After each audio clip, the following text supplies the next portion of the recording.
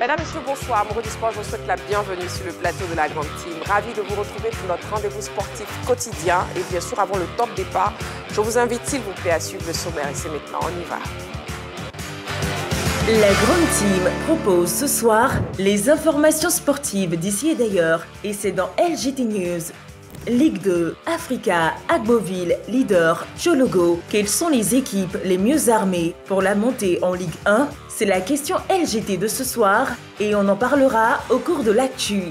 Agréable soirée sportive sur l'A3 en compagnie de Marie-Christine Begré et ses invités.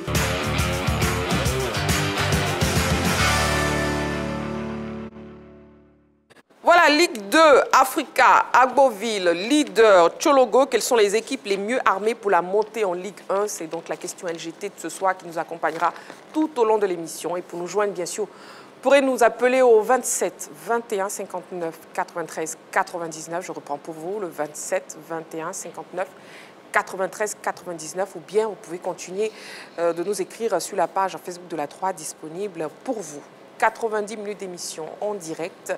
C'est chaque soir, du lundi au vendredi, de 20h30 à 22h. Pour ce soir, je serai accompagné de Coach Alain. Coach Alain, bonsoir. Bonsoir Marie-Christine. Comment vous allez? Je vais très bien. Très bien. Vous êtes tout en couleur. Ça change un peu de mon sombre, du sombre de ce monsieur aussi. Henri Joël, bonsoir. Non, ça c'est pas normal. Bonsoir Marie-Christine. Voilà. Parce que lui, il m'attaque avant l'émission. Il ne faut pas lui donner l'occasion de m'attaquer aussi.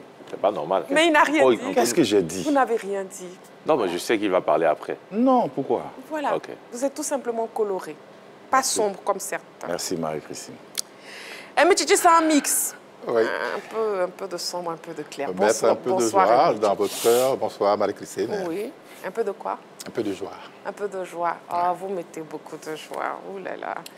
Donc voilà, donc on sera quatre. Les couleurs de Marie-Christine aussi. 4 sur ce plateau. On aura Henri Joël, on aura Mtidji et on aura Coach Alain et bien sûr Marie-Christine Begré. La Grande Team démarre maintenant avec LGT News.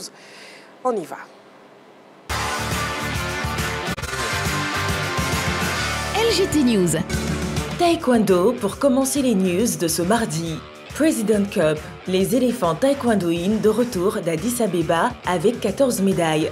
Les éléphants taekwondoïnes sont rentrés hier au pays avec une belle moisson en provenance d'Addis Abeba en Éthiopie où ils ont participé à la 6e Coupe du Président de la Fédération mondiale de taekwondo concernant les seniors et juniors du 25 au 27 avril dernier.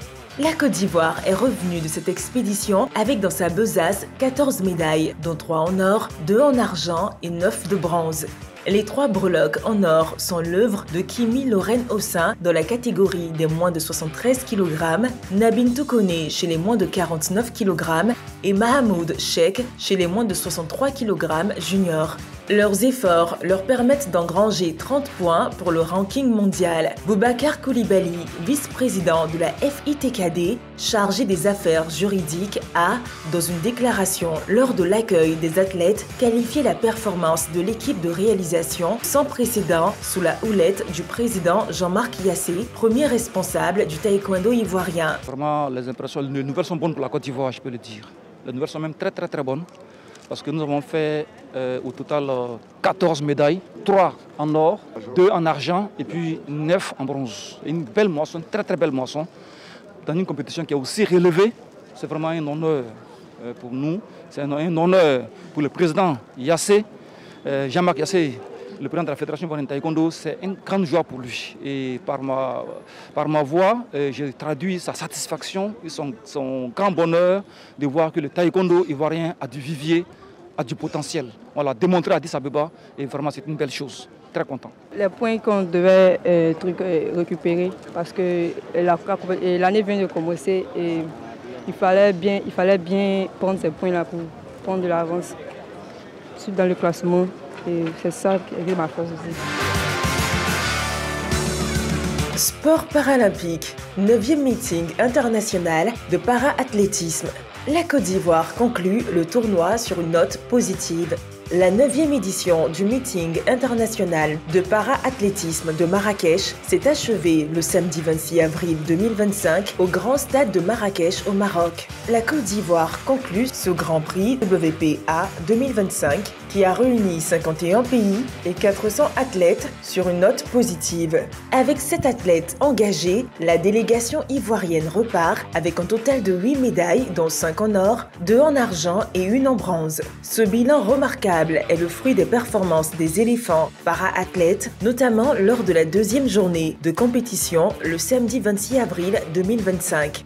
À l'image de la première journée, les Ivoiriens ont décroché 4 médailles, 2 en or, 1 en argent et 1 de bronze. Cette moisson de médailles est attribuée aux exploits de Dufy Richard, Yeka Michel, Karine Yapi, ainsi qu'au duo Go Fernand, Kouet Trésor. La Côte d'Ivoire se classe 8e sur 43 participants. Trazier Serge Pacom peut se féliciter de la bonne performance de ses protégés. Lui qui n'a jamais cessé de se battre pour trouver les moyens afin de rendre dynamique la fédération qu'il dirige. Lutte, Assemblée générale de la Confédération africaine. Le président Honoré Alou réélu au comité exécutif.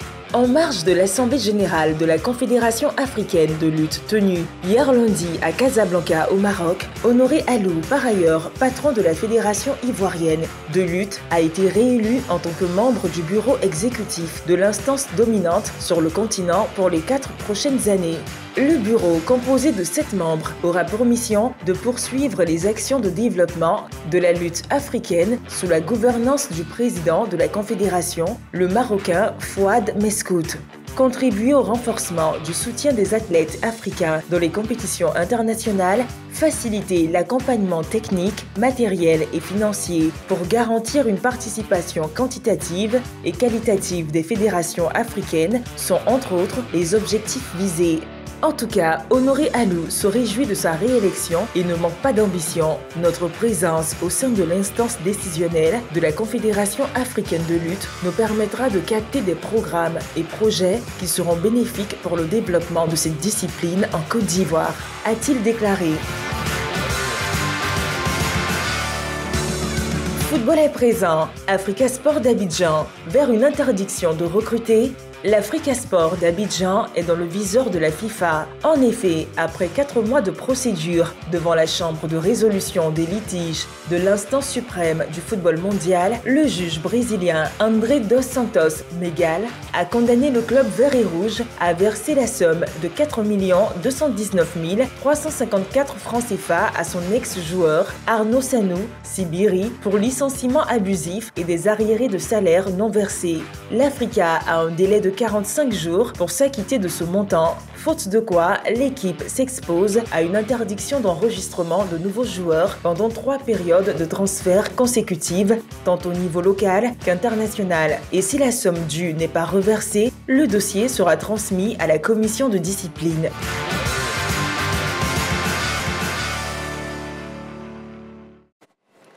Voilà, nous sommes en direct sur la 3 et ce jusqu'à 22 h. Une information complémentaire pour vous. Déjà, Ligue des champions UEFA, demi-finale aller en cours actuellement avec la domination du PSG sur l'Arsenal qui a marqué 1-0. Et puis Ligue des champions asiatiques que bien sûr vous pouvez suivre sur la 3, Kessié et Al Ahly en finale. Al Ahly a validé son ticket pour la finale de la Ligue des champions asiatiques. L'équipe de Franck Yannick Kessié s'est imposée ce mardi face à Al Hilal, 3-1. Un résultat suffisant pour propulser le capitaine des éléphants et ses coéquipiers en finale. À noter que Kessié a disputé tout le match. Voilà, donc félicitations au capitaine Franck Kessié, dit... La panthère des Zébizékou. La panthère de Zébizékou. Ouais. Mais il y a un autre nom, non? Morgan. Morgan, voilà. Allez, on fait le débrief, on passe au débrief des news. Qu'est-ce qui se passe à l'Africa Sport, Emichiche? Oui, alors aujourd'hui, on a vu un communiqué de la FIFA qui met l'Africa en garde, qui somme l'Africa Sport de payer près de 4 millions, un peu plus de 4 millions à son ancien joueur Sibiri Sanou, un joueur d'origine burkinabé, qui n'a pas été payé depuis qu'il a joué à l'Africa Sport. C'est tout simplement le non-respect du contrat entre joueurs et dirigeants. Et ça, ce sont des choses avec lesquelles la FIFA ne joue pas. Mais ça tombe très mal parce que c'est une information qui peut démobiliser un peu. On sait que très souvent, entre les supporters, il y a des railleries. Si ça arrive aux oreilles des joueurs, ça pourrait éventuellement les démobiliser, ce que je ne souhaite pas du tout. Et je trouve que ce n'est vraiment pas le moment qu'une affaire comme ça tombe. Mais bon, c'est tombé. Je pense que les dirigeants du club seront suffisamment forts pour motiver, pour encourager les joueurs et les motiver pour les batailles futures. En tout cas, l'Africa Sport actuellement dans le viseur de la FIFA, coach Alain. Effectivement, mais la FIFA a essayé quand même de soulager un peu l'Africa en essayant de fractionner un peu comment ils doivent payer les montants. Ils ont jusqu'à... C'est la règle. La règle, ils ont jusqu'au 1er septembre pour payer une somme de 200 et quelques mille. Ensuite, ils ont jusqu'au 1er octobre pour payer encore 400 000. Et puis, ils ont jusqu'au 10 octobre pour essayer de solder. Mais je pense que avec cette manière de fractionner, si l'Africa arrive à solder rapidement, ça va permettre à l'Africa de pouvoir recruter l'année prochaine.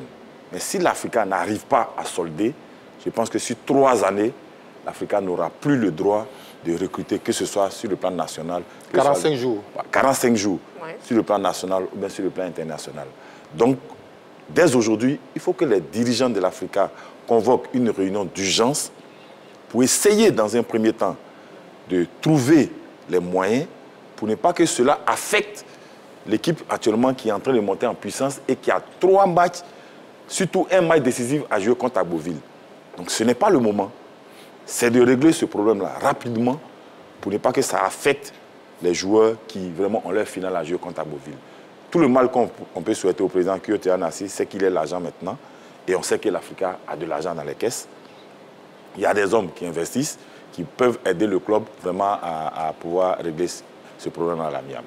Très bien. Bon, on espère que ce problème sera réglé assez rapidement. Et puis, Paul Pogba, oui, déjà, il était autorisé à reprendre du service depuis le 11 mars dernier, suite à la fin de sa suspension pour dopage. Donc, justement, des prochaines destinations pour lui, Henri Joël. Oui, là, on parle de DC United du côté de la MLS aux États-Unis, le championnat nord-américain, je dirais le meilleur au niveau des États-Unis, pour accueillir Paul Pogba. Mais déjà, rappelons qu'il a été associé à plusieurs clubs, notamment Marseille, United, pour sa prochaine destination. Et le club américain vient s'ajouter à la liste des clubs, des potentiels clubs pour accueillir Paul Pogba après, bien sûr, sa suspension. Une suspension qui a été réduite depuis septembre 2023. Et voilà, on espère pour lui, puisqu'il déjà il vit aux États-Unis, il vit à Miami. Je pense que c'est pas loin, ça peut se faire rapidement pour permettre à Paul Pogba afin de retrouver les pelouses. Mais encore, moi je pense que c'est stratégique et c'est important,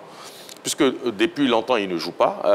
Allez tout de suite, parce que vous avez évoqué le cas United et Marseille, allez tout de suite du côté des États-Unis dans ce championnat qui quand même n'est pas le même en termes d'impact physique, en termes de niveau, que peut-être la Ligue 1 ou la Premier League lui permettrait quand même de revenir tranquillement à la compétition avant peut-être d'espérer aller dans un grand championnat. Parce que, mine de rien, il n'est pas aussi vieux que ça, 32 ans. Je pense qu'il a la possibilité encore de jouer au moins 5 ans. Au moins 5 ans. Donc, après, peut-être ce passage du côté de DC United, Paul Pogba peut espérer signer dans un autre championnat d'un niveau assez intéressant. Pourquoi pas? Parce que quand même, il y a l'ambition pour lui aussi de retrouver l'équipe de France. Ce n'est pas encore terminé avec l'équipe de France.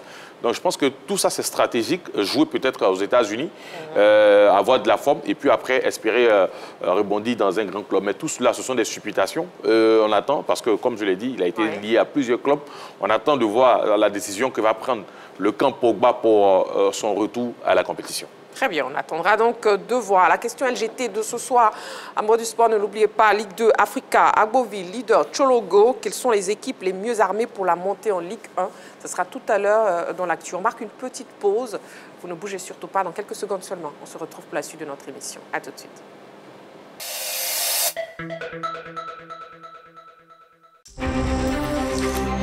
Allez, salut à tous et bienvenue dans l'heure des tchatcheurs et merci de votre confiance. Messieurs, installez-vous confortablement le temps de cette chaude empoignade. Mais ils doivent aller gagner. Ils doivent aller prendre 3 points en déplacement. À chaque jour suffit sa peine, monsieur Choileau. C'est ça le football. À la recherche de sensations footballistiques autour d'un débat, ne cherchez plus.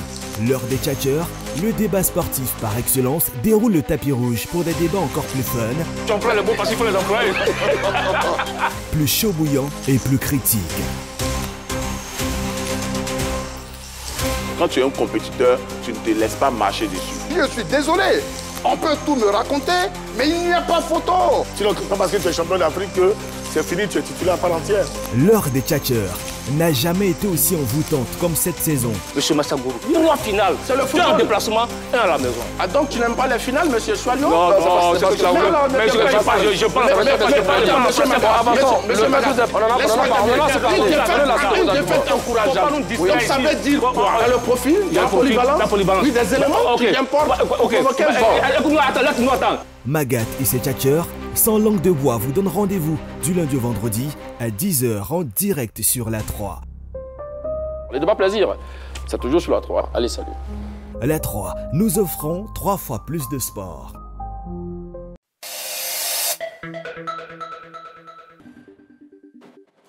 Alors, nous sommes de retour sur le plateau de la Grande Team. Nous passons à ce qui crée le buzz sur la planète sportive. C'est maintenant dans sa buzz. On y va.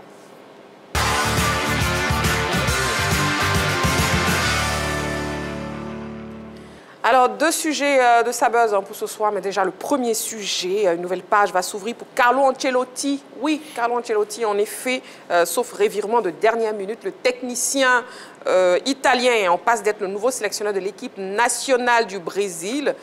Bon, on regarde cet élément pour avoir plus de détails et surtout après on revient sur le plateau pour en parler avec les membres de la team. On regarde.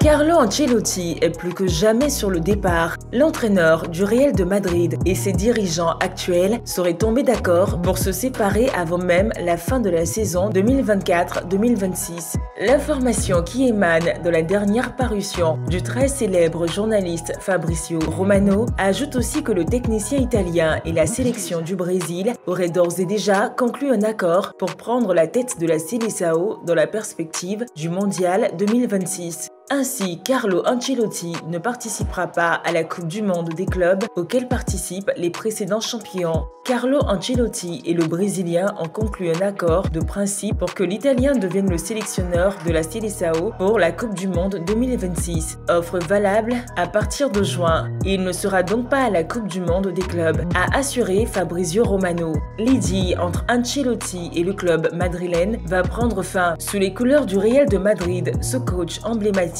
a battu un impressionnant record après avoir remporté le trophée de la Coupe intercontinentale face à Pachuca le 18 décembre 2024. En décrochant son 15e trophée avec le Real de Madrid, il était devenu l'entraîneur le plus titré de la Casablanca. Carlo Ancelotti a connu une fin de saison extrêmement difficile avec les regards les plus acerbes à son égard. Carlo Ancelotti, sur le départ, est-ce que c'est une information à prendre avec des pincettes? Non, c'est une information à prendre au sérieux parce que depuis l'année passée, Carlo Ancelotti était déjà cotisé par l'équipe nationale du Brésil. Mais la Maison-Blanche a suggéré qu'il fasse encore 1 an de plus pour essayer de stabiliser un peu la Maison-Blanche, essayer de remettre les choses en place. Mais je pense que cette année sabbatique-là ne lui a pas réussi. Parce que là, ils risquent de faire une année blanche, parce que là, ils ne sont plus en Champions League, ils ne sont plus dans le championnat, parce qu'ils sont dévancés par le Barça, leur concurrent direct. Et puis, il leur reste seulement que la Coupe du Monde des clubs. Mais là aussi, il ne va pas participer parce que pour lui, je pense qu'il a trop fait avec cette équipe du Real. Il est temps qu'il passe le flambeau à un autre entraîneur. Bon, c'est de bonne guerre, parce qu'à cet âge-là, je pense qu'il y a des coups qu'il ne veut plus prendre. Donc pour lui, il est bon maintenant qu'il saute par la grande porte au lieu de vraiment prendre encore un autre coup qui peut vraiment être fatal pour lui par rapport à la sélection brésilienne. Moi, je pense que la porte est vraiment ouverte pour lui et je lui souhaite encore beaucoup de bonheur avec cette équipe nationale du Brésil. Ça va lui permettre de bien récupérer et ça va permettre aussi de remettre les idées en place et puis bon, de faire bien les choses avec la sélection brésilienne. Carlo Ancelotti, donc, véritablement sur le départ, Aimé? Alors, si c'est avéré, je pense que c'est une très bonne nouvelle pour lui parce que ça va être le couronnement de sa carrière, entraîner une équipe nationale et surtout l'équipe nationale du Brésil. C'est vrai que les Cariocas sont en difficulté, ils n'ont pas pu encore dépasser les 5 Coupes du Monde remportées. Ouais. Est-ce que ce sera avec Carlo Ancelotti, qui est un entraîneur béni, qui réussit pratiquement tout ce qu'il touche? Il a gagné plein de trophées. J'espère qu'avec la réalisation, tout à l'heure, on verra ses performances. Voilà. Donc oui, c'est une bonne nouvelle, mais est-ce qu'il sera accepté là-bas au Brésil? Est-ce qu'il sera accepté? Est-ce qu'il sera pris au sens propre du terme? Est-ce qu'il sera pris comme un Brésilien, entre guillemets? Parce que les Brésiliens, la population est très exigeante. Le peuple brésilien est très exigeant, en tout cas en matière de football. Et là, l'arrivée, on va dire, d'un étranger dans leur football... Carlo Ancelotti qui est italien, oui. Carlo Ancelotti qui est italien, est-ce que ça ne va pas chauffer dans les chaumières là-bas? C'est tout ce que je crains. Est-ce qu'il aura... est-ce qu'on pourra le supporter comme il faut pour qu'il se sente chez lui?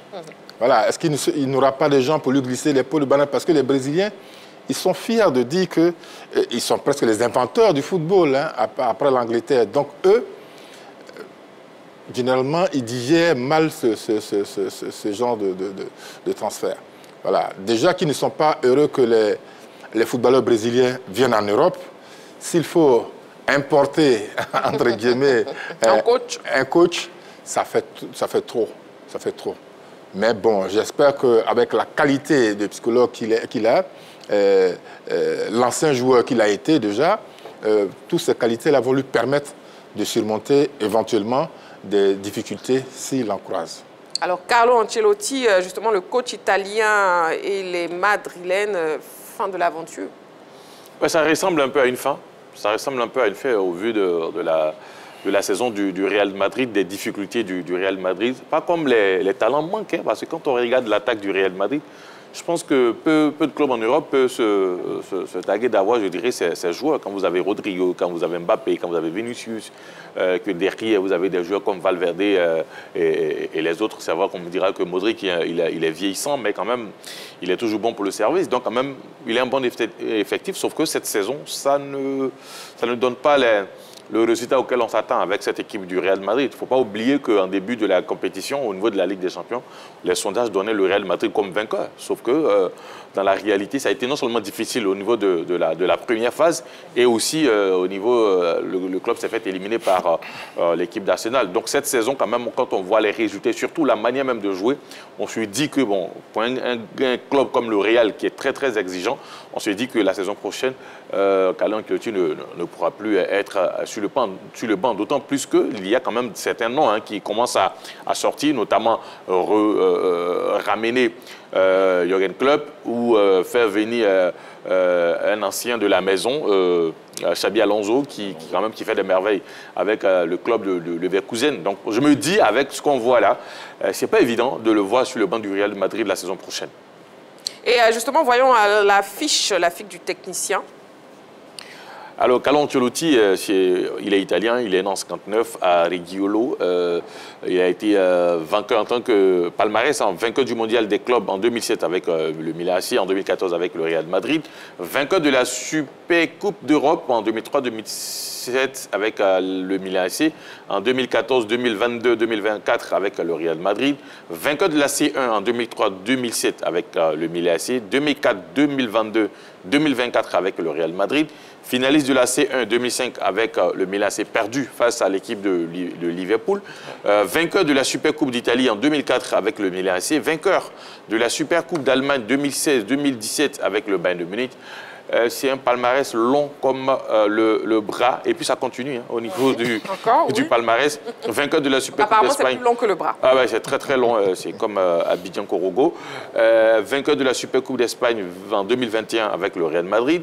vainqueur du championnat d'Italie en 2004 avec le Milan AC, vainqueur du championnat d'Angleterre 2010 avec Chelsea, vainqueur du championnat d'Espagne en 2022-2024 avec le Real Madrid, vainqueur de la Coupe d'Italie avec le Milan AC, vainqueur de la Coupe d'Angleterre avec Chelsea, vainqueur de la Coupe d'Espagne 2 reprises, 2014-2023 avec le Real Madrid, vainqueur de la Charity Shield en 2009 avec l'équipe de Chelsea. Un riche palmarès, coach Alain. Oui, un riche palmarès parce que c'est un monument du football. C'est quelqu'un qui a tout gagné. Partout où il est passé, il a gagné des trophées. Et ils ont oublié même tout ce qu'il a fait en France avec le Paris Saint-Germain. Partout où il est passé, il a toujours gagné des trophées. Aujourd'hui, je pense qu'avec une sélection, ça va couronner tout ce qu'il a fait en club. Il lui reste juste... Oui, Henri Joël. Mais rapidement, Mechichi a dit quelque chose qui est assez intéressant, puisqu'il y a une semaine, Cafu, l'ex-international brésilien, avait été interrogé sur la possibilité quand même de faire venir un étranger, parce qu'on ne parlait pas seulement de Carlo Ancelotti, il y avait d'autres noms qui étaient cités, et Cafu a marqué son opposition face à l'arrivée d'un coach étranger pour le Brésil. Il a donné ses raisons. Il a dit, nous sommes à un an et demi du mondial, il souhaiterait pour lui avoir un entraîneur brésilien qui connaît plus les fondamentaux au niveau du Brésil, qui connaît plus les joueurs, parce que, vous savez, il y a ce groupe-là de joueurs brésiliens en Europe, mais en même temps, on n'oublie pas qu'à chaque compétition internationale, vous avez des Brésiliens même locaux, des Brésiliens qui sont dans le championnat, qui accompagnent cette équipe-là. Donc, pour lui, on avait besoin, ou le Brésil a besoin d'un entraîneur qui connaît, d'un entraîneur brésilien, un entraîneur local qui connaît très bien le Brésil, l'environnement, pour faire une sélection. Il a même donné 3 noms. Il a donné Rogério Ceni, qui est l'entraîneur de Bahia. Il a donné Renato Gaucho, qui est l'entraîneur de Fluminense. Oui. Et puis l'entraîneur Roger Machado, qui est de l'International. Donc voilà les 3 noms qu'il avait donnés pour des potentiels entraîneurs, des potentiels sélectionneurs pour l'équipe du Brésil en fonction du timing et surtout en fonction de l'urgence. Parce que n'oublions pas, le dernier titre du Brésil à la Coupe du Monde, ça remonte à 2002. Donc, vos informations qui confirment effectivement les inquiétudes de Mechichi par rapport à l'intégration de Carlo Ancelotti au Brésil. Oui, les Brésiliens se sentent très forts. Ils ne trouvent pas, je parle du peuple brésilien, ils ne trouvent pas nécessaire d'aller chercher quelqu'un à l'extérieur du Brésil quand on sait qu'ils peuvent avoir, là, Henri Joël vient d'en citer, il y a une pléiade d'entraîneurs. Voilà, ce n'est pas tellement le fait qu'il soit étranger qui fait le problème, mais est-ce qu'il maîtrisera facilement l'environnement brésilien? Voilà, la mentalité brésilienne. C'est vrai qu'il a des joueurs brésiliens dans son équipe, dans son club, là, à Madrid, mais est-ce que ça suffira à l'aider pour remporter une Coupe du Monde? Les Brésiliens attendent beaucoup de leur équipe par rapport à la Coupe du Monde à venir, celle de 2026. Donc voilà, je pense que on attend de voir quand il va arriver sur place et puis voir les premiers, l'accueil qui lui sera réservé. À partir de ce moment-là, on pourra se faire une opinion. Mais pour un coach qui a un si riche palmarès, on peut dire qu'il pourrait faire quelque chose de bon quand même avec le Brésil. Oui, ben, écoutez, un entraîneur qui a un riche palmarès, qui a travaillé dans plusieurs pays, il peut facilement s'intégrer. Maintenant, le problème, c'est qu'il va se faire accompagner par qui? Voilà la grande question. Est-ce qu'il aurait un Brésilien qui va accepter de vraiment l'aider pour son intégration? C'est ce que Mechichi dit. Est-ce qu'il a un ancien international qui pourra l'aider pour lui faciliter son intégration au Brésil? S'il n'a personne, ben, ça sera difficile pour lui. Maintenant, s'il accepte qu'il y a un ancien qui veut l'accompagner dans tout ce qu'il veut faire, je pense qu'il peut réussir facilement. Très bien, on attendra donc de voir messieurs Carlo Ancelotti sur le départ, ça crée en tout cas le buzz. On va marquer une petite pause, amour du sport, vous ne bougez surtout pas. Dans quelques secondes, on se retrouve pour la suite de votre émission La Grande Team sur la 3. Nous sommes en direct. Allez, à tout de suite.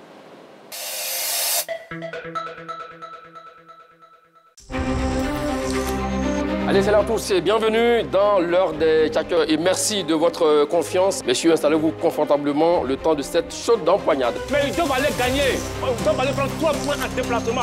À chaque jour suffit sa peine, M. Soileau. C'est ça le football. À la recherche de sensations footballistiques autour d'un débat, ne cherchez plus. L'heure des tchatcheurs, le débat sportif par excellence, déroule le tapis rouge pour des débats encore plus fun. Tu emploies le mot parce qu'il faut les employer. Plus chaud bouillant et plus critique. quand tu es un compétiteur, tu ne te laisses pas marcher dessus. Je suis désolé. On peut tout me raconter, mais il n'y a pas photo. Sinon, parce que tu es champion d'Afrique, c'est fini, tu es titulaire à part entière. L'heure des tchatcheurs n'a jamais été aussi envoûtante comme cette saison. Monsieur Massagourou, 3 finales, c'est le football en déplacement et à la maison. Ah donc tu n'aimes pas les finales, monsieur Choilio? Non, c'est parce que je parle. Une défaite encourageante. Donc ça veut dire quoi? Il y a le profil, il y a la polyvalence. Oui, des éléments qui importent. Laisse-nous attendre. Magat et ses tchatcheurs, sans langue de bois, vous donnent rendez-vous du lundi au vendredi à 10h en direct sur la 3. Les débats plaisir, c'est toujours sur la 3. Allez, salut. La 3, nous offrons 3 fois plus de sport.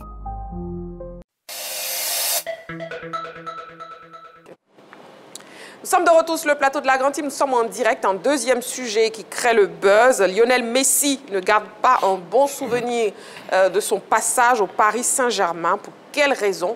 On regarde cette vidéo. Décidément, Lionel Messi n'aurait pas eu de bons souvenirs lors de son passage au Paris Saint-Germain. L'attaquant argentin, qui revient régulièrement sur son expérience au PSG, a exprimé sa déception à propos de cette période particulièrement difficile à vivre dans la capitale française.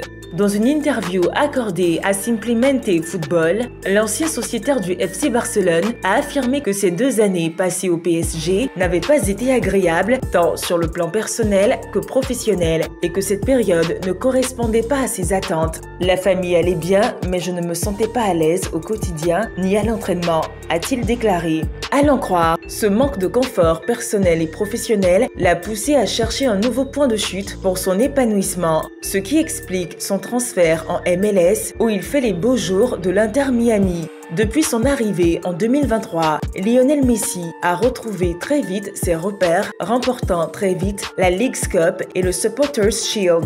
La Pulga affiche une belle forme cette saison avec à la clé 3 buts et 2 passes décisives en 5 matchs. Alors, messieurs, comment on explique que depuis son départ, il y a un peu plus d'1 an, Messi continue toujours de parler du PSG? Ben, écoutez, vous savez, les stars ont toujours ce petit côté-là. Chaque année, il faut qu'ils reviennent sur quelque chose. Le problème que Messi a eu au Paris Saint-Germain, c'était un problème de leadership. Parce qu'ils étaient 3 stars dans le club. Il y avait lui, il y avait Mbappé et il y avait Neymar. Est-ce que les vestiaires ont confirmé la supériorité de quelqu'un? Ça a été le premier problème, qui n'a pas été réglé. Ça n'a pas été réglé dans la mesure où, quand le Paris Saint-Germain même joue, quand il y a un qui ne presse pas, les 2 autres marchent. Donc, l'entraîneur du moment n'a pas pu régler ce problème. Et ça a envenimé dans les relations. C'est vrai qu'il s'entendait mieux avec Neymar, mais après, il ne s'entendait pas à Mbappé. Après, il s'entendait à Mbappé. Après, il ne s'entendait pas à Neymar. Après, bon, vice-versa, tout de suite, ça a commencé à pourrir un peu le vestiaire. Donc, l'un mis dans l'autre, je pense que ça n'a pas arrangé. Vu que lui, en quittant Barcelone et puis venir au Paris Saint-Germain, c'était pour regagner tout de suite cette confiance et puis redevenir le Lionel Messi qu'il était. Mais malheureusement, ça ne s'est pas bien passé. Donc, chaque fois, il faut qu'il en parle parce qu'il en a... Voilà, il en a dans la gorge. À la gorge. Bon, finalement, c'est un sentiment de frustration. C'est un sentiment de frustration. Il évoque, Henri Joël. Alors, moi, peut-être je vois ça autrement. Vraiment? Vous savez, déjà, son mal-être du côté de Paris, il a dit depuis son départ. Mais n'oublions pas qu'à chaque interview, et les journalistes, ils savent de quoi je parle, c'est que la question va revenir. La question de son passage au PSG va revenir. Et il va donner son avis. Donc, à chaque fois, ça peut dévier la question aussi. Mais s'il dévie, ça sera commenté. S'il en parle, ça sera commenté. Et c'est dans cette situation. Vous savez, même si demain, mais si tu retrouves, par exemple, à Abidjan, qu'il donne une conférence de presse, je sais que parmi les journalistes qui seront là, il y a un qui posera la question de son passage au PSG. Ce sera forcément vous, Henri. Voilà. Oui. Peut-être moi. Voilà. Je peux poser la question de savoir comment il s'est senti à Paris. Il va revenir là-dessus et ça sera relayé. Donc, je pense qu'à chaque interview, à chaque fois que la question va revenir, il va en parler. Il a parlé de ça le 21 septembre 2023. Il a parlé de ça le 6 octobre 2024. Il a parlé de ça le 28 février 2025. Oui. Et il vient d'en parler. Donc, c'est-à-dire qu'à chaque interview, quand la question lui sera posée, il va revenir là-dessus. Pas comme, je dirais, ouais, c'est votre petit, il garde un mauvais souvenir. Réellement, aujourd'hui, on a du mal à sortir quelque chose de très clair concernant, je dirais, cette cohabitation-là avec les autres du côté de Paris. Tout ce qu'on se dit là, ce sont les supputations. Oui, Mbappé voulait être leader, Neymar, Messi, mais réellement, on ne sait pas réellement ce qui s'est passé. Pour que, bon, voilà.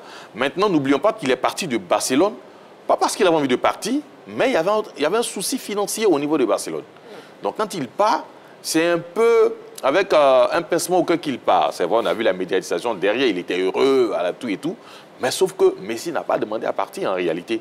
S'il avait la possibilité de rester et de continuer à Barcelone, peut-être je pense qu'il allait le faire. Et même quand il était à Paris, on parlait même d'un retour du côté de Barcelone. Donc, je pense que c'est tout cela. Mais à chaque interview, la question va revenir et il va revenir sur le même sujet. Je ne pense pas que ça soit une sorte... Là, il ne s'est pas levé pour aller organiser une conférence de presse pour dire « Ok, à Paris, je me sentais mal. À Paris, j'étais ici. » Donc, je pense qu'il y a plus les journalistes aussi qui alimentent, je dirais, ce débat. Qui alimentent la polémique. D'accord. Oui, alors Lionel Messi, c'est un immense footballeur. C'est un exemple que tous les jeunes garçons doivent suivre hein, parce qu'il est vraiment doué. Il est vraiment doué. Mais avec le PSG, il n'a peut-être pas compris parce que c'est un label. C'est un label, lui.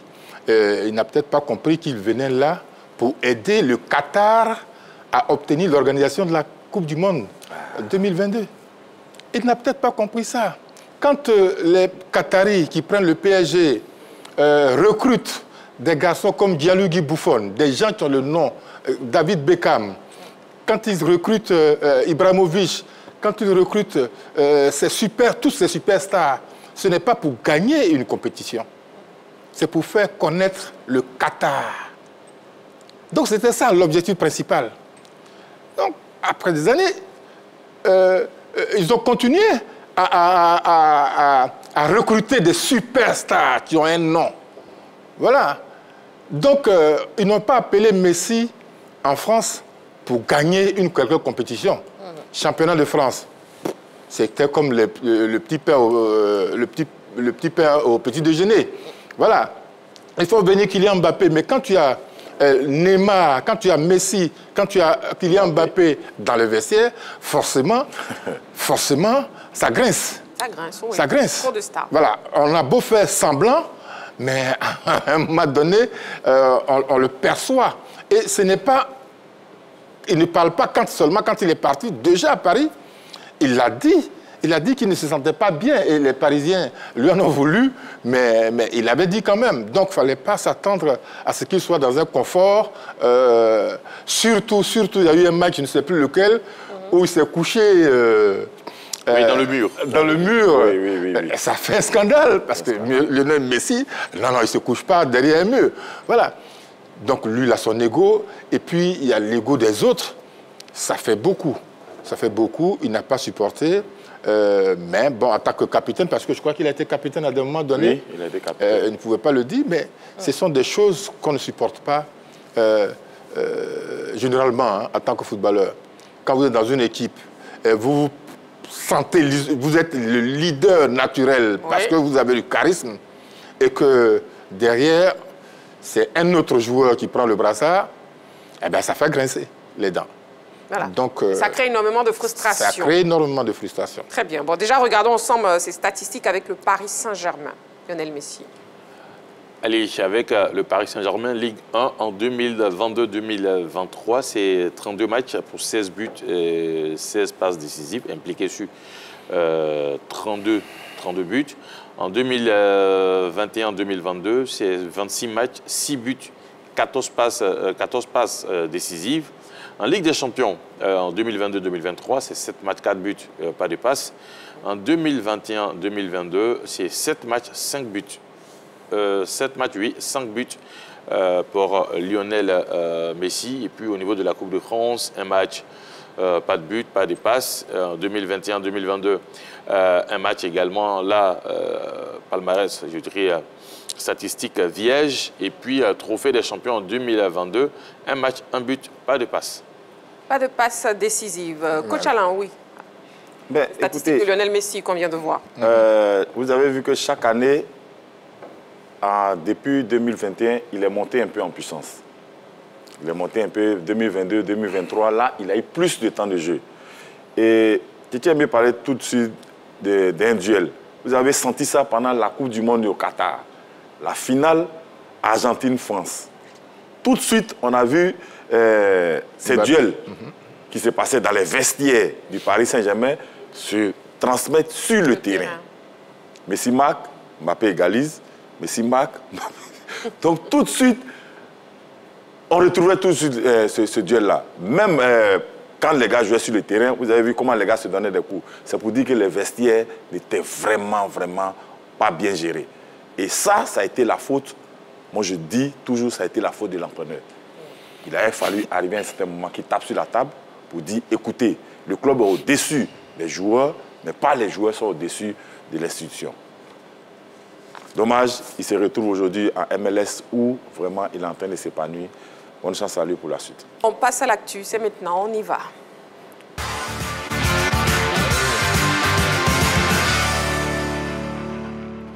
Et la page Facebook est disponible toujours pour vous. Le numéro de téléphone de la 3, le téléphone de la 3 est ouvert. Le numéro, c'est le 27 21 59 93 99. La question LGT, Ligue 2, Africa, Agoville, leader Chologo. Quelles sont les équipes les mieux armées pour la montée en Ligue 1? Déjà après 23 journées de Ligue 2, la course à la montée en Ligue 1 se joue entre 4 équipes. L'Africa Sport, l'US Agoville, l'US Chologo et le leader de Marcory. Quelles sont celles qui sont les mieux armées pour décrocher les 2 sésames pour l'élite? On regarde ce sujet de la rédaction et bien sûr après on en parle sur le plateau de la Grande Team.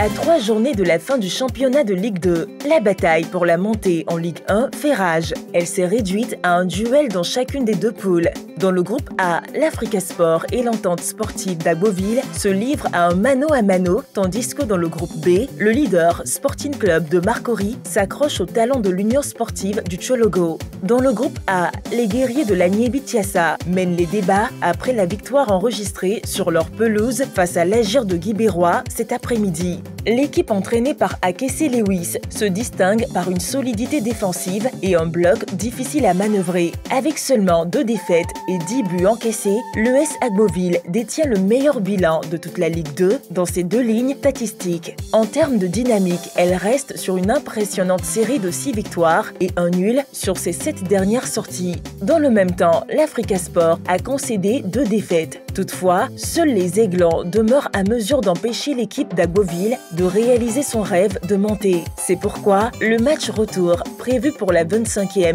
et avant-dernière journée, vaudra son pesant d'or. Le vainqueur de ce choc au sommet rejoindra sans doute l'élite du football ivoirien. Dans le groupe B, c'est l'US Chologo qui est aux commandes. Les joueurs venus de Ferkessé-Dougou ont le vent en poupe. Depuis le début de la manche retour, ils sont invaincus avec 7 victoires et 2 nuls. Le duel avec leur poursuivant immédiat, le leader de Marcory, qui aurait pu leur permettre de s'échapper en tête de la poule, n'a malheureusement pu aller à son terme dimanche. Le match a été arrêté en raison de l'envahissement de la pelouse par des spectateurs mécontents d'une décision arbitrale dans le temps additionnel. En attendant les décisions des juridictions compétentes de la Fédération ivoirienne de football, l'US Chologo reste à la portée du leader de Marcory qui possède une attaque de feu capable de lui permettre de faire la différence. Comme on le constate, la course à la montée est loin d'être jouée. Les 4 concurrents, à savoir l'Africa Sport, l'US Agboville, l'US Chologo et le leader de Marcory, se tiennent dans un mouchoir de poche. Les prochaines journées seront donc déterminantes.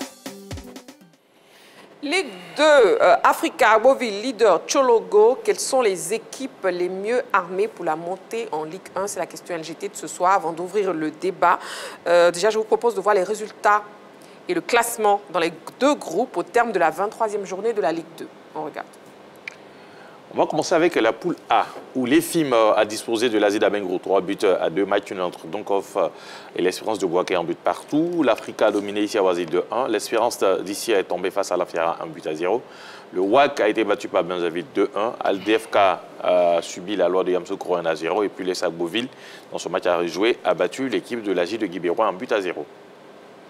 Au niveau du classement, l'ES Agboville reprend la tête après la victoire de l'Africa, 49 plus 16, suivi de l'Africa bien évidemment.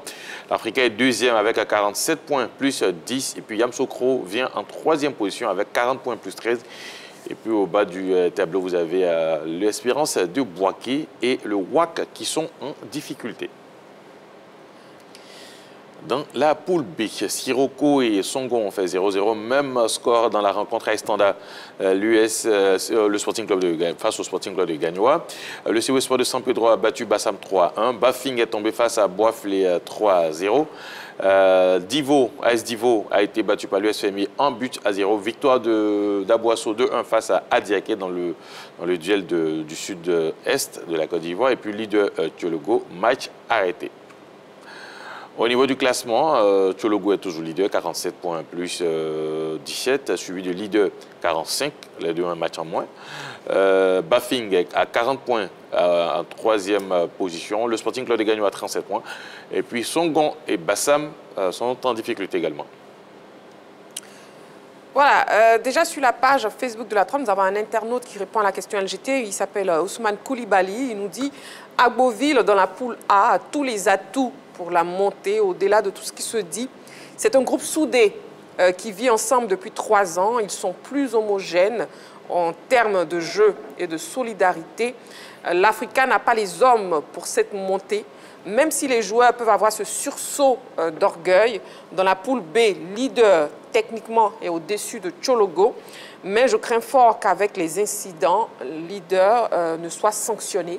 Et si tel est le cas, ils vont s'en mordre les doigts pour ouvrir le boulevard pour Tchologo, ce qui serait dommage. Voilà. La question LGT, Ligue 2, Africa, Agboville, leader, Tchologo. Quelles sont les équipes les mieux armées pour la montée en Ligue 1, messieurs?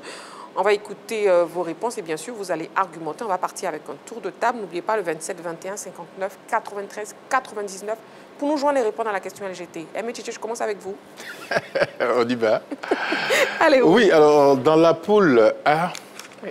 Je dois dire que les deux équipes en tête, l'équipe d'Agboville, leader actuellement, avec 47 points, 49 points, et l'Africa Sport 42 points, 45 points.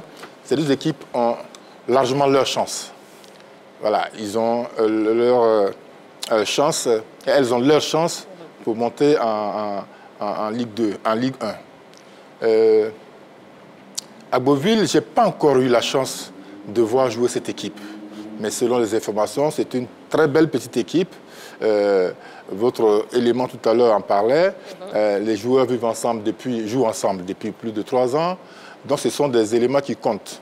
L'Africa Sport, quant à elle, a également ses chances parce que quand j'ai vu l'Africa Sport en début de saison, je suis tombé sous le charme de cette équipe dans les 3-4 premiers matchs. Ouais. Et puis après, il y a eu une espèce de dégringolade, perdre devant les équipes. Ils ont eu 4-5 matchs en retard. Bon, match en retard, ça ne veut pas dire qu'on gagne forcément, mais je veux dire, la manière n'y était pas du tout.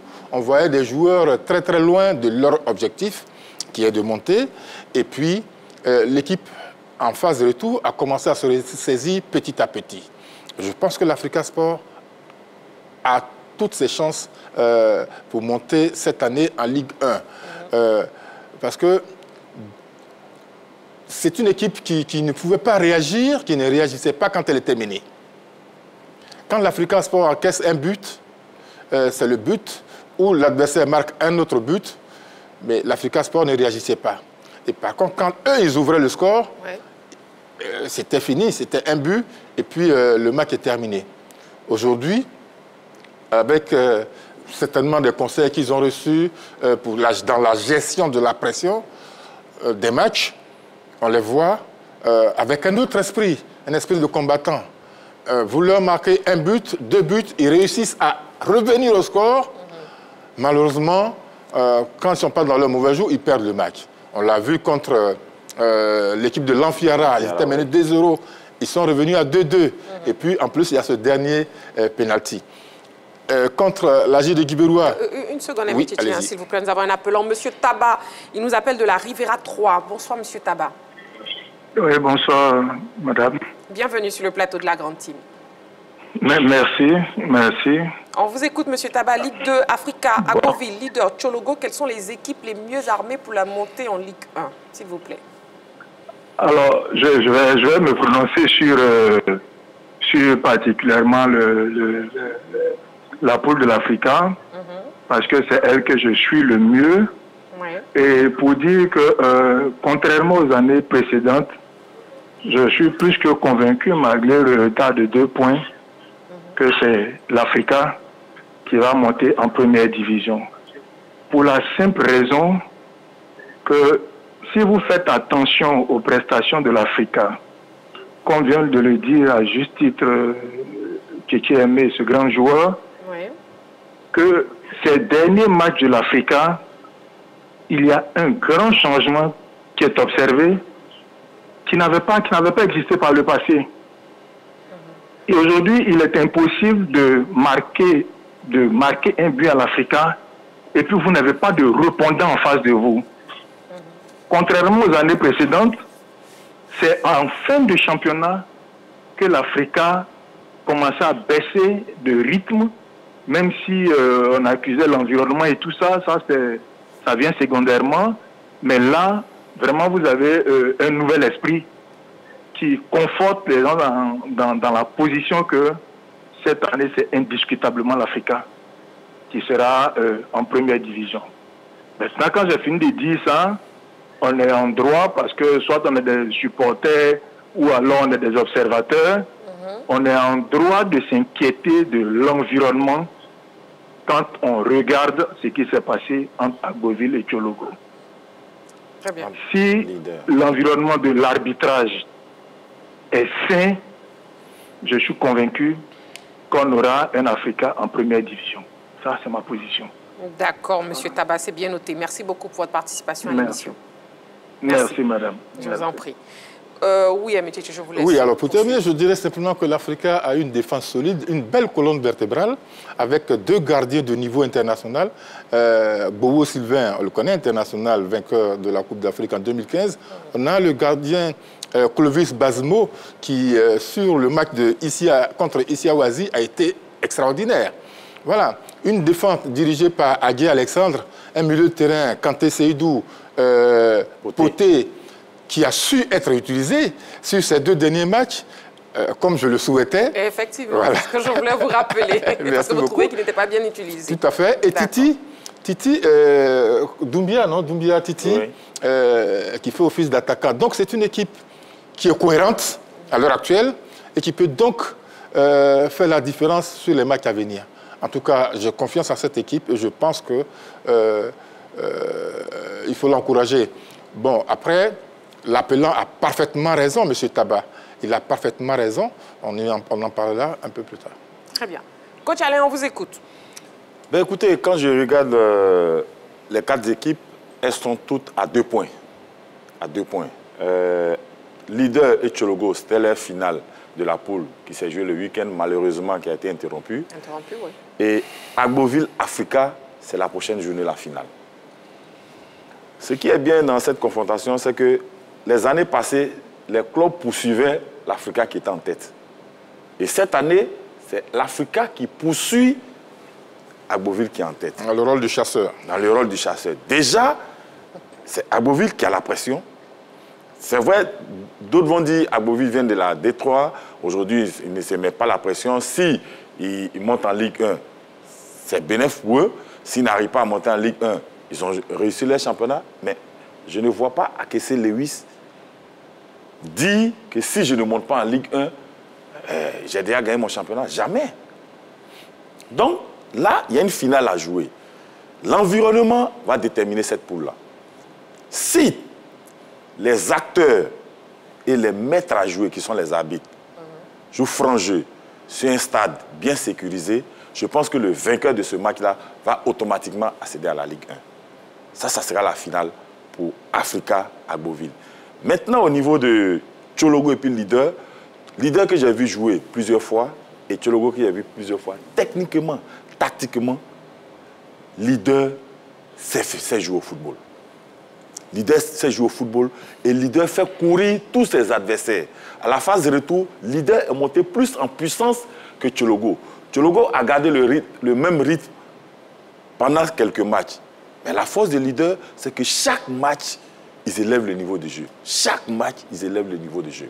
Donc là, ça va se jouer sur le match qui vient de se terminer où il y a eu l'incident.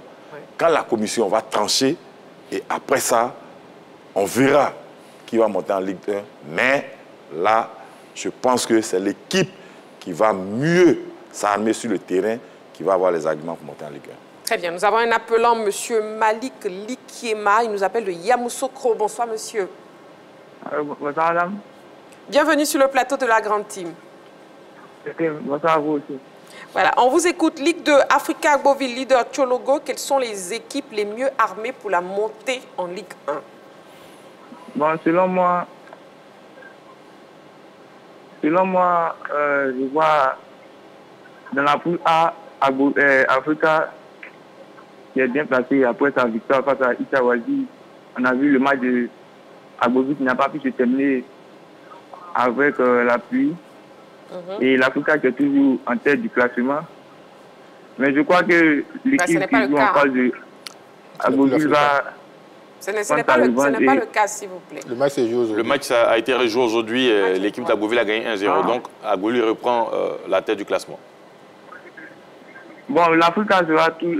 Selon moi, l'Africa est bien armée, comme le monsieur l'a dit. D'accord. Comme le monsieur l'a dit, l'Africa est bien armée pour essayer de monter. Et dans la poule B, je vois leader monter. D'accord. Parce que selon moi, Tchologo n'est pas très en forme. Voilà. C'est bien noté, monsieur Malik Likiema qui nous appelait de Yamoussoukro. Merci beaucoup pour votre participation à l'émission. Oui, les Africa Agboville, leader Tchologo, quelles sont les équipes les mieux armées pour Henri Joël, pour la montée en Ligue 1? À ce stade de la compétition, on peut dire que les 4 équipes quand même sont très bien armées pour espérer monter. Chaque équipe a ses arguments, chaque équipe a ses forces et ses faiblesses aussi. Il ne faut pas l'oublier. Et le premier intervenant au niveau des internautes, je pense qu'il a très bien résumé, surtout dans la poule A, avec l'Africa et l'équipe d'Agboville. Vous savez, Agboville, quand même, ils sont, comme il a dit, c'est une équipe qui vit bien depuis la D3. Ils ont pratiquement gardé l'effectif, ils ont renforcé et surtout ils ont renforcé avec un entraîneur qui connaît très bien ce genre de situation à Kessé Lewis. L'Africa a... La difficulté de l'Africa, surtout à ce niveau-là, c'est que face à des équipes qui n'ont plus rien à jouer, l'Africa est en difficulté. L'Africa aime jouer les matchs difficiles. C'est-à-dire là où souvent on ne l'attend pas, l'Africa fait des exploits. On a vu l'Africa face à l'Asie d'Abengro. Il menait au score avant de se faire attraper. Heureusement qu'ils réussissent à gagner le match en fin de match. Et ça a été une grosse difficulté de se débarrasser de l'Asie, un club qui est en train de lutter pour se maintenir au niveau de la poule A. On a vu l'équipe de l'Africa face à Isia-Wazi, qui est dernier. Ça a été compliqué de se débarrasser de Isia. On a vu l'équipe de l'Africa face à l'Anfiara, une des meilleures équipes de cette poule. L'Africa a montré un jeu assez intéressant. C'était mené 2-0. Ils ont réussi à venir, malheureusement, pour eux, ils vont perdre le match, enfin. Et là, ils ont produit un très bon football face à l'équipe de l'Anfiara. Bien que menés, ils ont réussi à revenir au score. C'est ça, c'est ce que je qualifie de... en quelque sorte, en griffe de bizarre en ce qui concerne les performances de l'Africa. C'est-à-dire que là où ils sont censés quand même dérouler, aller de l'avant facilement, ils ont des difficultés. Mais on parle de cette finale du côté d'Agboville, mais avant d'arriver à la finale, là, il y a le match face à Espi qui arrive. L'Africa joue face à Espi. Et Agboville va jouer face à l'Anfiara. Ça va déterminer, je dirais, cette finale. Est-ce que l'Africa va arriver à Agboville avec toujours les 2 points d'écart par rapport à Agboville, ou l'Africa va arriver avec 5 points d'écart par rapport à Agboville? C'est ça la grosse interrogation. Ou est-ce que l'Africa va arriver avec 1 point de plus qu'Agboville à cette finale? Ça aussi, il faut en tenir compte. Quand on fait toutes ces analyses-là, moi, je pense que dans cette configuration, l'équipe d'Agboville, quand même, a les faveurs des pronostics en fonction de la manière de jouer de l'équipe et surtout en fonction du coach qui est en train de mener le bateau à Agboville. Africa, pour lui, ne l'oublions pas aussi, un très bon public. Et ça, vraiment, il faut leur tirer le chapeau. Le public de l'Africa qui est toujours présent à pousser cette équipe-là à la victoire. Maintenant, dans l'autre poule, c'est difficile parce que déjà, on attend bien sûr les résultats des différentes commissions. Ouais. Si aujourd'hui, après résultat ou après communiqué, cette équipe de Tchologo gagne le match, je pense que c'est terminé. Il n'y a plus de débat là-dessus parce que Tchologo va se retrouver à plus 5 par rapport à leader et il restera 3 journées. Je pense qu'ils seront assez solides pour pouvoir garder ces 5 points d'écart pour pouvoir assurer la montée. Sinon, en l'état actuel des choses, et pour avoir vu le championnat depuis le début, je pense que toutes les 4 équipes-là ont leur chance de jouer la Ligue 1. D'accord. Nous avons un appelant, M. Gueux-Jacques. Il nous appelle d'Atinguier. Bonsoir, M. Gueux-Jacques. Oui, bonsoir. Bienvenue sur le plateau de la Grande Team. Monsieur Gueux-Jacques. Oui. Oui, on vous écoute. Ligue 2 Africa, Agboville, leader, Tchologo. Quelles sont les équipes les mieux armées pour la montée en Ligue 1? Voilà, moi, je vois la poule A, je vois l'Africa Sport, et la poule B. Est-ce que vous pouvez parler un peu plus fort, s'il vous plaît? On vous entend difficilement, monsieur Gueux. Oui, j'ai dit, dans la poule A, je vois l'Africa Sport. Maintenant, la poule B, les leaders. Dans la poule B, vous voyez qui? Quelle équipe? Il est parti. Bon, on l'a perdu, malheureusement. Vous pouvez nous rappeler, hein, M. Gueux-Jacques, au 27 21 59 93 99. Oui, Ami Tchétché désire ajouter quelque chose. Oui, alors, dans la poule B, entre Tchologo et Bafing, les leaders, il y a match. Il y a match. Du moins, il y avait match jusqu'à la dernière 100e minute. Non, à la dernière journée hier. Oui. Parce que j'ai vu 2 belles équipes qui jouaient au football, qui donnaient du plaisir au public qui s'est déplacé. Parce que les gens de Marcory ou d'Abidjan ont vu en cette équipe de leaders une équipe vraiment joueuse, avec des athlètes techniquement au top qui font la différence à tout moment. Ce n'est pas pour rien qu'ils sont seconds dans cette poule B. Mais à mon avis, ils viennent de se tirer une balle dans le pied sur le match face à Tchologo. Face à Tchologo? Sur le match face à Tchologo, parce qu'ils sont tombés pieds et mains liés dans le piège d'un arbitre qui, semble-t-il, est en mission, visiblement. Voilà. Ce que les gens doivent savoir, c'est que les décisions de l'arbitre sur le terrain ne peuvent être l'objet d'une révision. Les décisions de l'arbitre ne peuvent être l'objet d'une révision. Mais si un arbitre veut vous faire du mal, il prend des décisions hasardeuses qui vous mettent en colère. Déjà, sur ces premières décisions, le banc de touche de leader était complètement, j'allais dire, ils ont rué dans les brancards. Je crois qu'il y a un d'entre eux qui a eu même un carton jaune. Après, il y a des fautes qui sifflent. Mais lui, il sait ce qu'il attend. Soit il siffle un penalty, comme ça a été le cas, et l'équipe de Tchologo accepte, ou le public envahit le terrain simplement, il aura atteint son objectif. Parce qu'on ne peut pas porter réclamation sur ça, sur ce penalty-là. On ne peut pas porter de réclamation. Or, on ne peut pas dire que ce sont les supporters de Tchologo et les supporters de leader qui ont envahi le terrain, mais c'est l'équipe qui reçoit. Donc, pour moi, cette équipe s'est tirée, elle est tombée dans le piège de cet arbitre, parce que quand il siffle le penalty, que les gens envahissent le terrain, c'était son souhait, il l'avait préparé, il se rapproche de la sortie. Oui. Il se rapproche de la sortie. Pour se protéger. Pour se protéger, et puis comme à son habitude, il court, il rentre dans les vestiaires. Comme à son habitude. Fin du match. Fin du match. Il a bien fait ça? Il a bien fait ça. Il a bien fait ça.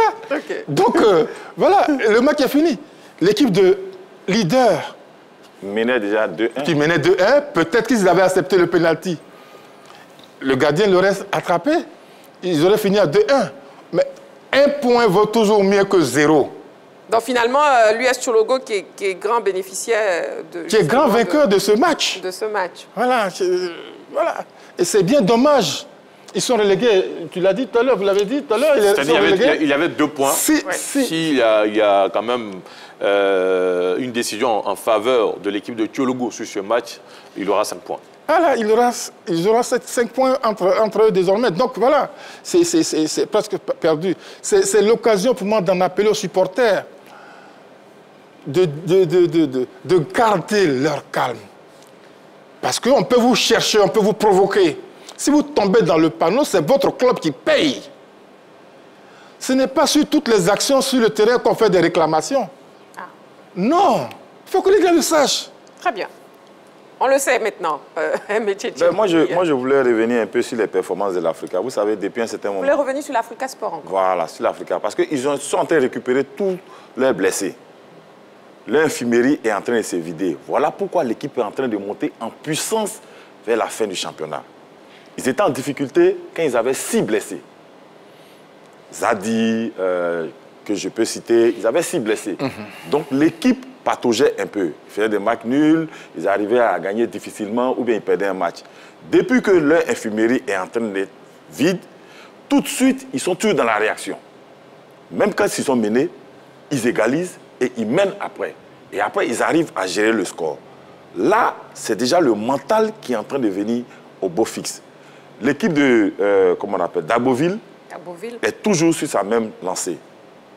Mène au score, ils arrivent à gérer le match jusqu'à la fin. Henri Joel a dit, le match sera déterminant, la montée sera déterminante par rapport au match de l'Africa contre ESPI. Exactement. S'ils arrivent à gagner. Et que l'Amfiara accroche, ne serait-ce qu'à Agboville, par un match nul, tout de suite, l'Africa passe devant. Non, l'Africa ne passe pas devant. Ils auront le même point. Nombre de points, mais et là, la finale maintenant va se jouer entre Africa et puis Agboville. Donc là, je pense qu'il y a match. Il y a match parce qu'effectivement, la véritable chance pour l'Africa, à vous entendre, ce serait de battre l'US Agboville à la 25e journée. C'est tout. D'accord. Nous avons un appelant, M. Diomandé Mamadou. Nous appelle de Sipilou. Bonsoir, M. Diomandé Mamadou. Marie. Oui, M. Diomandé Mamadou. Christine Begre, bonsoir, ma belle. M. Diomandé Mamadou, bienvenue sur le plateau de la Grande Team. Bon, salut le plateau de la Grande Team. Voilà. Et puis on vous écoute. Ligue 2, Africa, Agboville, Leader, Tchologo. Quelles sont les équipes les mieux armées pour la montée en Ligue 1? Bon, je vais parler de l'Africa d'abord. D'accord. Comme j'ai exposé dans la SEC, et je veux que l'Africa me rejoigne en Ligue 1. Nous allons passer par les mosquées, les églises, les temples, même les bois sacrés pour prier pour l'Africa là. Ce que je demande aux sportifs d'Africa, ils n'ont qu'à enlever en tête aux joueurs le problème d'arbitrage. Ils commencent à faire l'arbitrage là. Les enfants sont au terrain, ils ont une idée, la mise à faire contre nous et ils vont mal jouer. Ils n'ont qu'à prier, donner le moral aux enfants, le matal aux enfants, face à Bourg au moins pour qu'ils gagnent ce match-là. Sinon, s'ils mettent le point d'arbitrage des enfants là, ils vont faire échec à Bourville. Et que je touche du bois, parce que vraiment à cause de culture native, je veux que l'Afrique monte en Ligue 1. Donc les sporteurs, pardonnez, arrêtez avec votre arbitrage là, pour les enfants du fond du cœur et sincèrement pour que les enfants puissent faire un meilleur match à Bourville. Oui, monsieur Diomandé Mamadou. Bon, l'Afrique viendra en Ligue 1 avec nous à la SEC et puis on va les gagner encore là-bas encore. Bonne nuit et bonne émission. Merci beaucoup, monsieur Diomandé Mamadou, qui nous appelait donc de Sipilou. Oui, Henri Joel.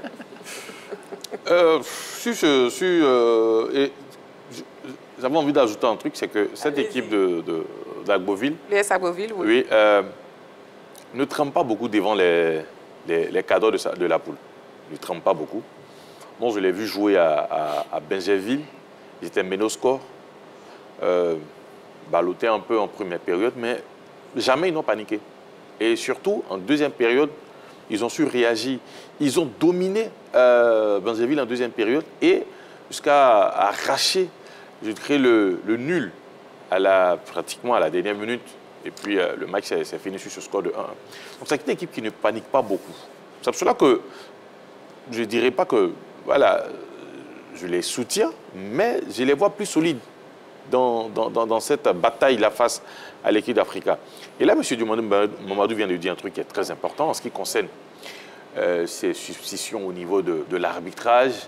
Le match n'est pas encore joué quand on parle ici. Ouais, il faudrait qu'à Agboville, on délocalise le match Agboville-Africa sur un autre stade. Il faudrait que l'arbitrage soit bon. Il faudrait. L'équipe d'Agboville a eu 120 pénaltys. L'équipe d'Agboville est... Non, je pense que si on va dans cet état d'esprit, déjà, ça va pourrir le match, l'environnement même du match, avant même que le match n'ait lieu. L'Africa, aujourd'hui, est en phase quand même d'assurer sa montée. Si elle réussit, ou le club réussit à gagner tous ces matchs qui restent. Et c'est terminé. À chaque reprise, à chaque saison plutôt, l'Africa a été dans cette configuration-là. Il y a 2 saisons, c'était la situation, c'était le même cas face au Stade. Il fallait gagner tout pour monter, ils n'ont pas pu faire. La saison d'avant celle-là, il fallait aussi gagner Agir, ils n'ont pas pu. Et ils sont dans la même configuration. C'est-à-dire que chaque saison, l'Africa a ses chances entre ses jambes. Dans ses jambes plutôt, pas entre ses jambes, dans ses jambes plutôt, voilà. Et malheureusement, ils n'y arrivent pas. Ils n'y arrivent pas pour je ne sais quoi. Est-ce qu'ils n'arrivent pas à gérer la pression de la fin de saison? De la fin de saison. Est-ce qu'ils n'arrivent pas... ils sont essoufflés avant la fin de la saison. Cette saison, ils ont cette possibilité-là encore qui se présente.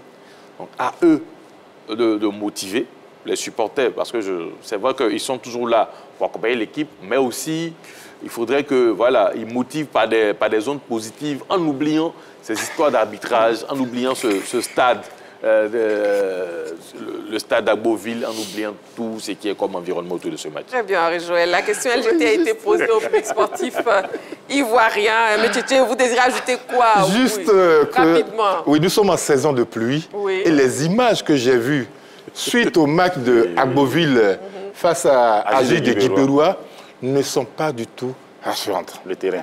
Voilà, c'est un véritable champ de patates. Et pour une finale qui va se jouer certainement le 25,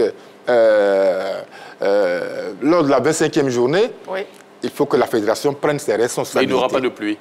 Non, nous sommes en saison de pluie. Il faut que la fédération prenne ses responsabilités. Très bien. Pour délocaliser ce match. On a des attacheurs de pluie sur ce plateau. Allez, le public sportif s'est prononcé sur la question LGT. On l'écoute. Bon, pour moi, je trouve que c'est l'Africa Sport. Hein. Voilà, parce qu'elle a plus d'expérience par rapport aux autres clubs, en fait. Voilà, moi, quand je regarde le championnat ivoirien, je trouve que c'est l'Africa Sport qui est mieux placé pour y aller, au fait. Je suis un fils de la région de Tchologo.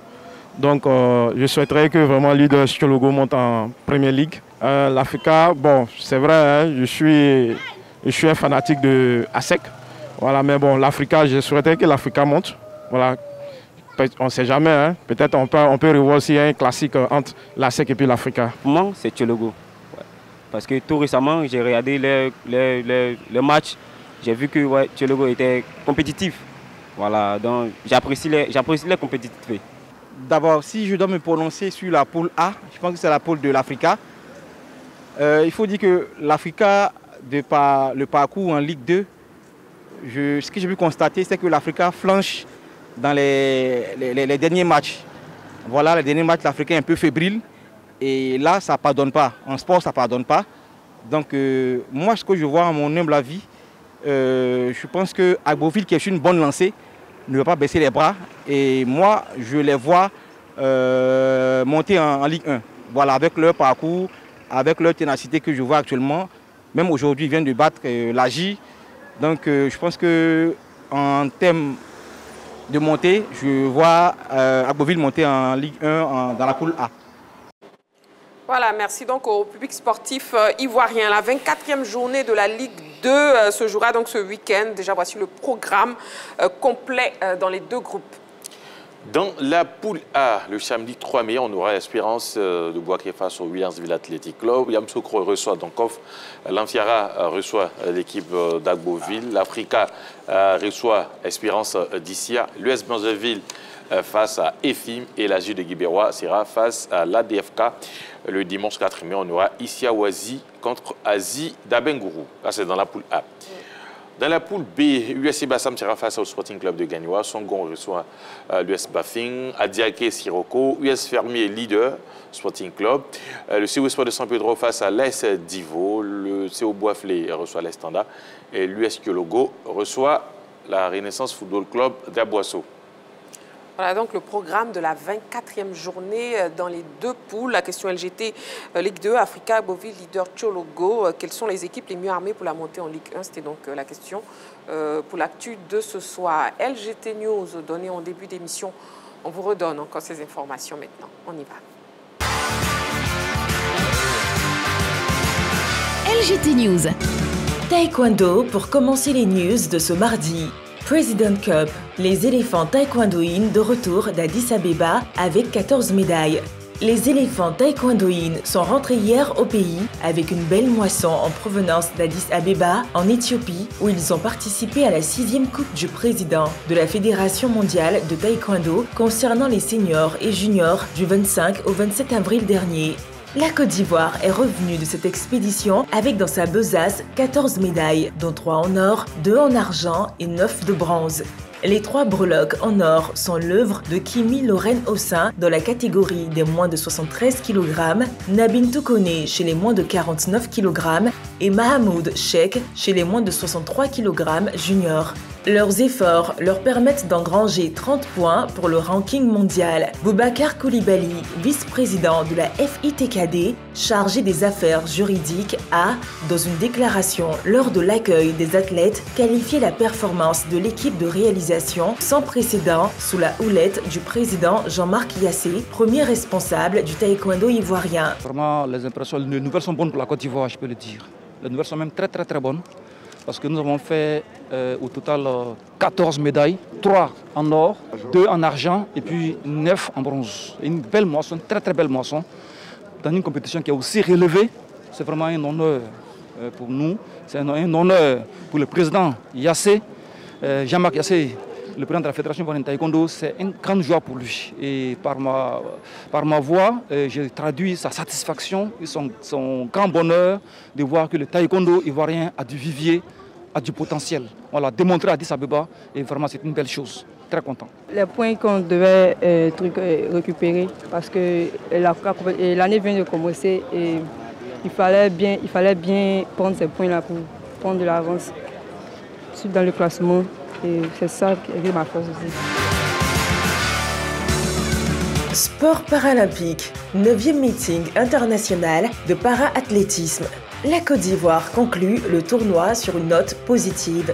La 9e édition du meeting international de para-athlétisme de Marrakech s'est achevée le samedi 26 avril 2025 au Grand Stade de Marrakech au Maroc. La Côte d'Ivoire conclut ce Grand Prix 3WPA 2025 qui a réuni 51 pays et 400 athlètes sur une note positive. Avec 7 athlètes engagés, la délégation ivoirienne repart avec un total de 8 médailles dont 5 en or, 2 en argent et 1 en bronze. Ce bilan remarquable est le fruit des performances des éléphants para-athlètes, notamment lors de la 2e journée de compétition le samedi 26 avril 2025.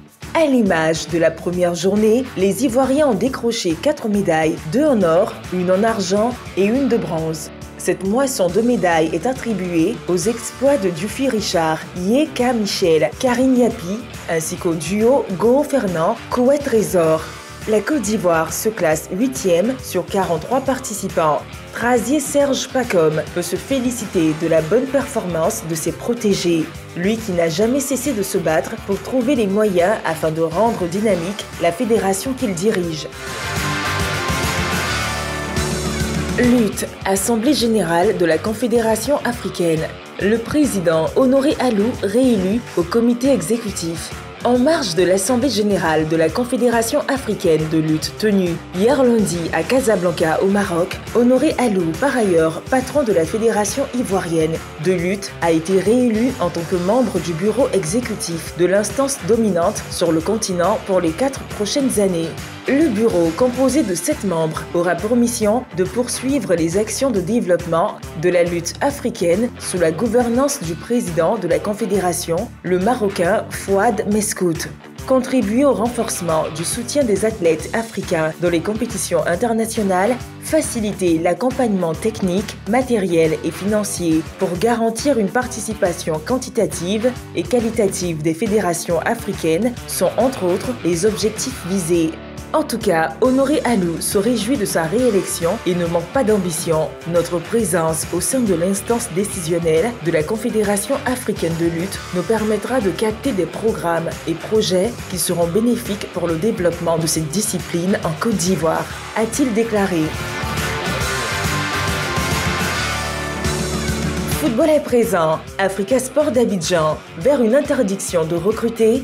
L'Africa Sport d'Abidjan est dans le viseur de la FIFA. En effet, après 4 mois de procédure devant la Chambre de résolution des litiges de l'instance suprême du football mondial, le juge brésilien André dos Santos Megal a condamné le club vert et rouge à verser la somme de 4 219 354 francs CFA à son ex-joueur Arnaud Sanou Sibiri pour licenciement abusif et des arriérés de salaire non versés. L'Africa a un délai de 45 jours pour s'acquitter de ce montant, faute de quoi l'équipe s'expose à une interdiction d'enregistrement de nouveaux joueurs pendant 3 périodes de transfert consécutives, tant au niveau local qu'international. Et si la somme due n'est pas reversée, le dossier sera transmis à la commission de discipline.